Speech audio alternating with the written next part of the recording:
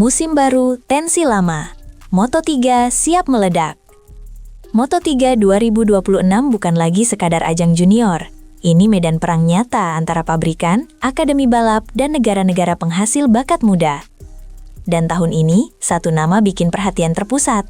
Veda Ega Pratama, rider asal Gunung Kidul, Yogyakarta, yang siap debut di panggung dunia.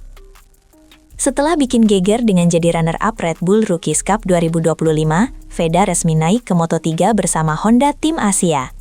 Tapi tunggu dulu, ini bukan promosi biasa. Veda dikirim bukan hanya untuk belajar, tapi untuk satu misi besar, memotong dominasi KTM yang sudah bertahun-tahun bikin frustrasi Honda. Dengan bendera merah putih di dadanya, Veda akan melangkah ke grid yang dipenuhi monster muda dari Spanyol, Italia, bahkan Amerika Latin. Ini bukan hanya soal debut anak Indonesia, ini tentang langkah pertama dari rencana besar Asia untuk mengubah peta kekuatan MotoGP masa depan. Persaingan baru telah dimulai.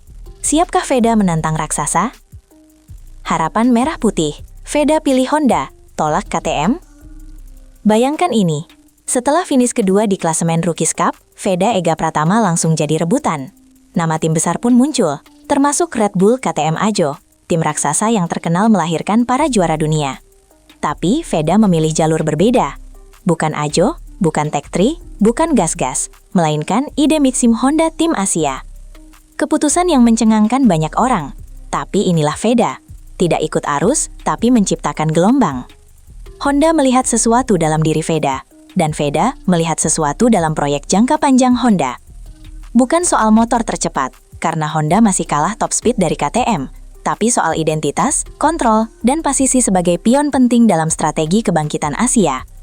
Honda butuh Veda, dan Veda butuh tantangan yang membuatnya tumbuh. Ini bukan sekadar promosi rider Indonesia, ini deklarasi. Asia tidak ingin jadi penonton lagi, mereka mau jadi pemenang. Dan Veda jadi simbolnya. Proyek ganda Honda, Mitani plus Veda, duet pembangkit? Honda Tim Asia nggak main-main musim ini. Mereka datangkan dua nama paling berbahaya dari Asia. Zen Mitani, juara Asia Talent Cup 2024, dan Veda Ega Pratama, juara ATC 2023, sekaligus bintang Rookies Cup. Ini bukan duet sembarangan, ini gabungan dua gaya, dua negara, dua senjata yang dirancang untuk proyek besar HCRC. Tujuannya, menyiapkan penerus Ai Ogura dan menyalip dominasi KTM di level akar. Mitani dikenal rapi, presisi ala Jepang. Veda, agresif, liar, penuh insting khas rider jalanan. Kombinasi keduanya bikin Honda punya dua kartu berbeda untuk dua tipe sirkuit. Tim ini bukan sekedar tempat belajar, ini laboratorium balap. Setiap tikungan yang dilewati Veda dan Mitani adalah data, eksperimen, dan pesan kepada rival-rival Eropa. Kami datang, dan kami datang serius. Jika proyek ini berhasil, Honda bukan cuma punya rider cepat, mereka punya warisan balap Asia yang siap menggebrak dunia. Tantangan utama, NSF 250RW vs RC 250GP. Mari bicara soal teknis. Semua tahu, Honda NSF 250RW masih tertinggal dari KTM RC 250GP, terutama di top speed dan akselerasi keluar tikungan. Tapi disinilah Veda masuk. Gaya balapnya yang dikenal sebagai late breaker ekstrim sangat cocok untuk eksploitasi potensi baru motor Honda. Honda tahu, mereka tidak bisa melawan KTM di lurus, tapi di sektor pengereman dan manuver cepat, Veda bisa jadi pembeda. NSF 250RW versi 2026 juga dikabarkan mengalami revisi besar di sektor sasis dan power delivery. Tapi tetap saja, tantangan ini tidak ringan. Veda harus menguasai motor baru, setup baru, dan bersaing dengan puluhan pembalap yang pakai paket mesin superior. Tapi justru disitulah daya tariknya. Bukan menang karena alat, tapi karena kemampuan adaptasi. Dan jika dia bisa bikin motor Honda podium, maka namanya langsung masuk radar pabrikan besar MotoGP. Inilah misi yang harus ditaklukkan. KTM ajarkan cara menghancurkan, Uriarte plus Carpe siap menggila. Red Bull KTM Ajo bukan tim sembarangan, mereka seperti pabrik juara. Dan tahun ini mereka punya dua monster, Brian Uriarte dan Alvaro Carpe. Keduanya sama-sama pernah duel ketat dengan Veda di Red Bull Rookies Cup. Uriarte keluar sebagai juara, Carpe jadi pengacau podium. Kini mereka disatukan di bawah bendera Aki Ajo, bos yang jarang salah rekrut rider. Dan itu artinya satu hal, KTM siap menggila lagi. Mereka punya motor terbaik, kru terbaik, dan dua rider yang sudah terbiasa dengan tekanan tinggi. Ini bukan hanya soal kecepatan, ini soal dominasi. KTM tahu Honda sedang mencoba bangkit. Dan cara terbaik untuk menghancurkannya? Kirim dua lawan yang paling paham kelemahan Veda. Ini bahkan jadi perang psikologis, bukan sekadar balap. KTM ingin Veda terpojok. Tapi jika Veda bisa membalikan keadaan, itulah bukti dia layak bersanding dengan yang terbaik. Bahaya lain datang, Maximo Quiles dan pujian Pedrosa. Satu lagi nama yang bikin pedok Moto3 deg-degan, Maximo Quiles. Wonderkid Spanyol ini datang bukan hanya bawa reputasi, tapi juga pujian dari legenda. Dani Pedrosa bahkan menyebut Quiles sebagai salah satu pembalap paling menjanjikan dari generasi baru. Dan kini dia resmi jadi bagian dari CFM Auto Aspar Team. Tim yang dikenal agresif dan tak segan berjudi dengan talenta muda. Quiles punya gaya khas, cepat adaptasi, cerdas strategi, dan brutal saat duel 1 lawan 1. Ia jebolan European Talent Cup dan FIM Junior GP. Dan ini musim penuhnya di Moto3. Veda dan Quiles bukan pernah satu trek lama, tapi mereka akan jadi rival utama sekarang. Duel ini tak terelakkan. Asia versus Eropa, Indonesia versus Spanyol, Honda versus CFM Auto. Kalau Veda bisa menjinakkan monster muda bernama Quiles, dia bukan hanya rebut podium, tapi juga hati para pencari talenta MotoGP. Duel keduanya bisa jadi highlight musim ini. Tembok veteran, mereka tak mau kalah dengan rookie. Jangan lupa satu hal, Moto3 2026 bukan hanya parade rookie. Beberapa pembalap senior masih bertahan dan siap jadi batu sandungan. David Munoz, Adrian Fernandez, Joel Kelso, dan David Almanza. Mereka ini bukan sembarang rider. Mereka adalah barometer.